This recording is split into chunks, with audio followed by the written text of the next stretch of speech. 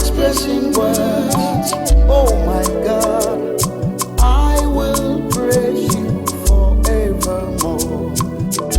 You have given me a reason to be thankful, Lord. You've taken away my reproach.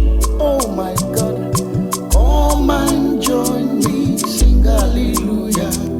Adubelo wore, Onye Onyinye, Onye Onyinye, Onye Onyinye, Kesiana kele kina,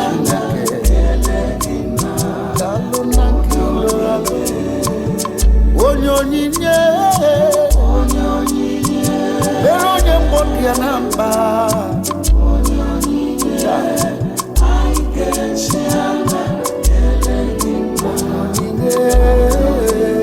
Give him praise, give him worship, Onye Onyinye.